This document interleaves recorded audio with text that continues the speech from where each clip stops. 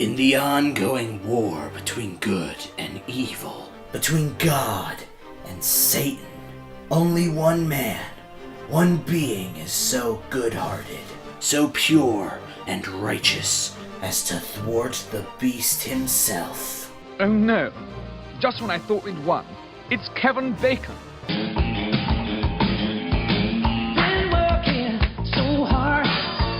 Oh, and there's also this guy. This was God, the Devil, and Bob, and it was too good to last. It's God, the devil, and Bob. It's God, the devil, and Bob. It's God, the devil, It's God, the devil, and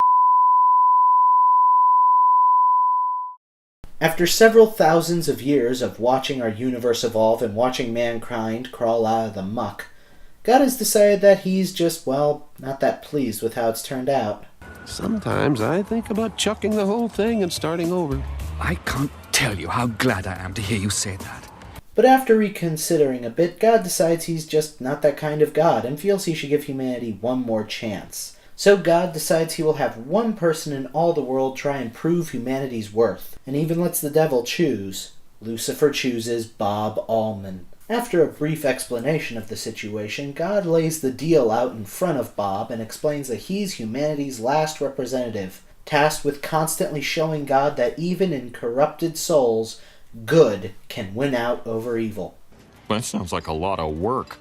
Well, yeah, but you'd be saving the world. Well, I got that part, but what's in it for me? We are so doomed. The series was created by Matthew Carlson, a TV producer who previously worked on The Wonder Years and later worked on Malcolm in the Middle. The series was also co-produced by, and I can't promise I'm pronouncing this right, Karin Madabach, a major sitcom producer whose credits include Third Rock from the Sun, The Cosby Show, and most recently, Nurse Jackie. Much of the show's humor and plots revolve around taking a minor or petty conflict and blowing it up to cosmic levels. For example, God forgets a golf game with the devil, and the devil plans a new war on heaven. Or Bob develops a new gambling addiction, which leads him to inadvertently selling a soul. Granted, this isn't exactly groundbreaking or new, but it is well done and usually pretty funny. But obviously, what really makes the show work are the characters.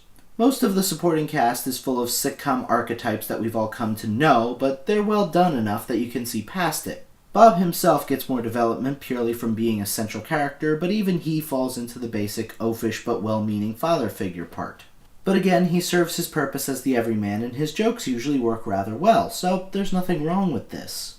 The series also handles God in a very Bruce Almighty, oh God type of way, and I'll be honest, while I like both of those movies, I don't feel that the gods in them are particularly interesting.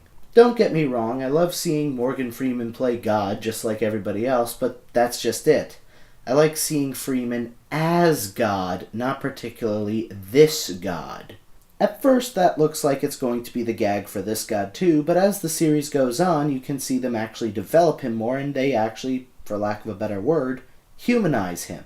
He has faults, he's vain, he's self-centered, he's self-aggrandizing, he's constantly looking for praise and threatens Bob whenever things don't go his way. This, mixed with a wonderful performance by James Garner, really rounds out the character for me and makes the God-centric episodes a lot of fun to watch. However, as good as all the other characters are, they are all overshadowed by Alan Cummings' portrayal of the devil. He's sort of a mix-up of all the worst of humanity. He's like Daffy Duck with demonic powers. Where would he be without me? Heaven would be full of people he couldn't stand. Let him try sitting through one dinner with the Gundersons, see how he likes it. He wouldn't make it past the tabbouleh. However, the real appeal of the show, at least to me, is not the humor but the heart at the center of it. I like how Bob isn't philosophical with God, he just sort of treats him as like another guy. I also like how God and the devil interact. They seem to be much chummier with each other than we'd expect, but it's also clear that neither one has really gotten over what went down between them that began the whole good and evil conflict in the first place. This is the center point of my personal favorite episode, The Devil's Birthday, which is where I think the show makes the best use of its characters and comedy. However, this is both the show's greatest strength and its greatest downfall. While there are a few great episodes that really do get into the deeper material the show presents, it never really goes all the way as a show. For every episode like The Devil's Birthday, there's another episode with just a very basic sitcom plot. The series as a whole really is just a sitcom with Christian deities as major characters. On the other hand, it's a funny sitcom with Christian deities as major characters. The jokes usually work, the characters are generally likable, and while I sometimes wish there was more to it, what we get is still very entertaining. God, the Devil, and Bob originally aired on NBC but was cancelled before completing its run due to below-average ratings and complaints from religious groups. However, the series was picked up by Fox where they aired all 13 episodes. The series is currently shown in reruns on Adult Swim. The show has also gotten a DVD release through 20th Century Fox. As far as I know, there is no free legal online service for the show, but individual episodes can be bought on Amazon Prime and iTunes.